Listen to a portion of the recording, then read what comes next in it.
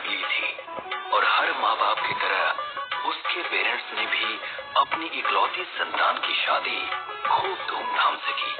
गुंजन अंगद से शादी करके अपने ससुराल आ गई थी और उसकी पहली रात भी काफी खूबसूरत गुजरी।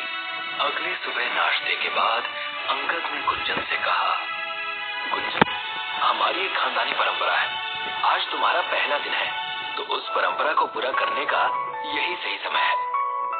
कौन सी परंपरा अंगद? गुंजन बेटा, परंपरा ये है कि शादी के पहले दिन शाम के टाइम नई दुल्हन को पीपल के पेड़ वाले देवता को भोग लगाना होता है और ये काम करते टाइम दुल्हन अकेली होनी चाहिए, कोई उसके साथ नहीं जा सकता, वरना परंपरा में विघ्न पड़ता है। जी माँ जी, आप जैसा बोलेंगी मैं वैसा ही करूँगी। ये सुनकर अंगद और पल्लवी दोनों के चेहरों पर मुस्कुराहट झलक आई। शाम ठीक 7 बजे गुंजन घर से निकली। उसकी आंखों से ओझल होने के ठीक बाद ही अंगद ने किसी मोहित नाम के लड़के को कॉल लगाया। वो यहाँ से निकल चुकी है, तू तैयार है ना? यार अंगद, थोड़ी देर हो जाएगी यार, मैं बस पहुँचने ही वाला हूँ। उसे यहाँ से जाते हुए सभी लोगों ने देखा है, यही ठीक मौका है, जल्दी से वहाँ पर पहुँच, समझा? इस तरफ गुंजन जंगल की तरफ तेज कदम बढ़ा रही थी। जंगल से आती जानवरों की आवाजें उसे काफी हद तक डराने में कामयाब हो रही थी।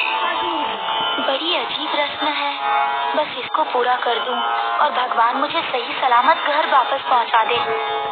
अब कुछ ही दूरी पर गुंजन को एक बड़ा सा पीपल का पेड़ नजर आया। शुक्र है मिल गया। उसे इस बात की खबर तक नहीं थी कि कोई और भी इसी समय पर उसे घूर रहा है। पेड़ की डाली पर एक सुहागन बनी औरत बैठी अपने पैरों को हिला रही थी। गुंजन को जैसे ही उसकी पाजेब की झनझन सुनाई थी, उसने नजर उठाकर देखा। उसका भयंकर रूप देखकर उसकी चीख निकल पड़ी। इस तरह ये आवाज दूर से आ रहे मोहित के कानों में गूंजी। अभी तो मैं उसके पास पहुंचा भी नहीं, फिर ये ऐसे कैसे चिल्ला रही है? मोहित अब तेज कदमों से उस तरफ भागा।